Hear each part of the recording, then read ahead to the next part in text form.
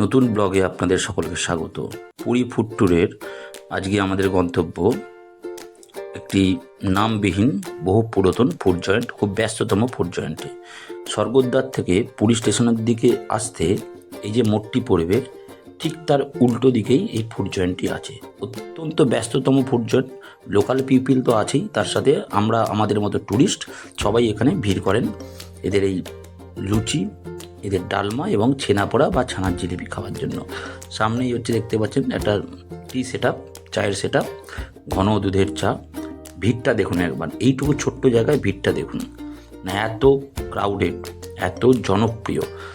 একজন কন্টিনিউ লুচি বেলে যাচ্ছেন, একজন কন্টিনিউ লুচি ভেজে যাচ্ছেন, আর দুজন ব্যক্তি শুধু সার্ভ করে যাচ্ছেন। এখানে পার্সেলেরও ব্যবস্থা আছে। ওনারা শাল পাতায় 6 পিস করে লুচি দিচ্ছেন, তার সাথে ডালমা, যা মূলত অরহর ডাল এবং বিভিন্ন সবজি, তার সাথে শুকনো লঙ্কা এবং সর্ষে ফোড়ন দিয়ে ডালমাটা তৈরি হয়। তার সাথে উড়িষ্যার বিখ্যাত পদ মিষ্টি ছেনাপোড়া। আমরা নিলাম 6 পিস লুচি, ডালমা এবং ছেনাপোড়া। প্রচণ্ড গরম, দেখতে পাচ্ছেন, হাত দেওয়া যাচ্ছে না। ডালমার টেস্টটা অসাধারণ, ছেনাপোড়াটাও তাই। ছেনাপোড়াটা যদিও একটা অ্যাক্সিডেন্টাল মিষ্টি।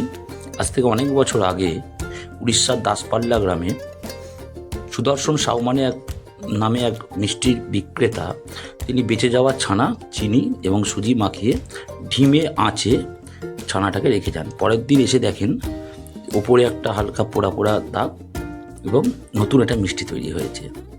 তো ছেনাপোড়াটা মূলত স্পঞ্জি টেক্সচার, মুখে দিলেই মিলে যাচ্ছে। তার সাথে একটা চিনির এই ক্যারামেলাইজড একটা ফ্লেভার দারুণ এনহ্যান্স করছে। 11ই জুলাই সুদর্শন সাহেবের জন্মদিনের দিন সারা উড়িষ্যা জুড়ে ছানাপোড়া দিবস পালন করা হয়। এরপর চায়ের টেস্ট করলাম। এদের চা দেওয়ার পদ্ধতিটাও সুন্দর। প্রথমে গরম জলে গ্লাসটা ধুয়ে নিলেন, গ্লাস। তো তারপরে চা আমি মুখ দিলাম, দারুণ টেস্ট, মাইল্ড মিষ্টি, খুব মিষ্টির আধিক্য নেই। তবে এদের নিয়ম হচ্ছে নিজে চা খেয়ে নিজে কাপটা ধুয়ে রাখুন। ভালো লাগলে লাইক করবেন, শেয়ার করবেন, খারাপ লাগলে ডিসলাইক করবেন। পরবর্তী ব্লগে দেখা হবে। ততক্ষণ ভালো থাকুন, সুস্থ থাকুন। ধন্যবাদ।